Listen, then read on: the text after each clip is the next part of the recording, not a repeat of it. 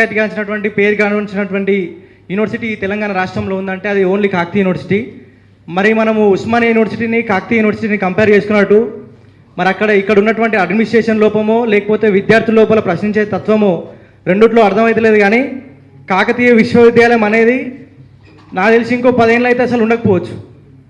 అసలు ఇక్కడ ఉన్నటువంటి అధికారుల తీరు, అడ్మినిస్ట్రేషన్ తీరు చాలా దయనీయ పరిస్థితిలో ఉంది. ఏది చెప్పినా కూడా యాక్షన్ తీసుకుంటామంటారు కానీ ఏది లేదు.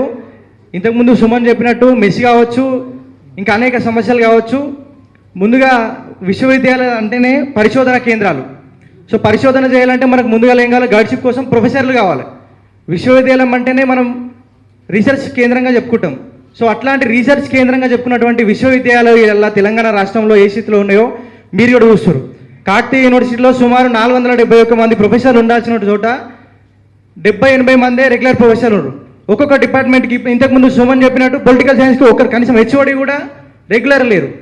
సో వాళ్ళకే ఉద్యోగ భద్రత లేనప్పుడు ఎవరైతే ప్రొఫెసర్లు ఉన్నారో వాళ్ళకు రెగ్యులర్ లేనప్పుడు వాళ్ళు ఎట్లా చెప్పగలుగుతారు? వాళ్ళే మేము వచ్చిన తర్వాత 4 రోజులు మాకు రెగ్యులర్ చేయాలని చెప్పేసి వాళ్ళు సమ్మె చేసిరు. మా చదువులు ఏం కావాలి, వాళ్ళ జీవితాలు ఏం కావాలి? సో వాళ్ళకే భద్రత లేదు. ఈ విషయంలో కూడా మీరు చొరవ తీసుకొని ఇది కూడా ప్రశ్నించాలి.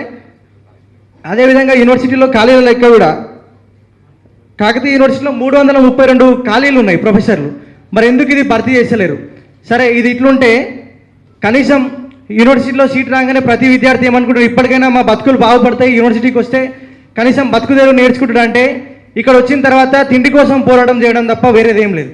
ఒక్కరోజు కూడా మేము వచ్చినటువంటి ఈ 2 సంవత్సరాల లోపల ప్రతిదీ అవినీతి. నువ్వు ఏది చూడు కాకతీయ విశ్వవిద్యాలయంలో, మరి ఎందుకు ఇది జరుగుతుందో తెలియదు కానీ ప్రతి విషయంలో అవినీతి ఉంది. మెస్ లోపల కూడా మేము 2 నెలలు ఎకనామిక్స్ డిపార్ట్మెంట్లో 2 నెలలు మెస్ కమిటీ చేస్తే పొద్దుగల 8 గంటలకు లారీ జోకి 10 గంటలకు ట్రాక్టర్లో కట్టెలు తీసుకొస్తాడు. ఏంది అంటే విచారణ చేస్తామని చెప్తారు.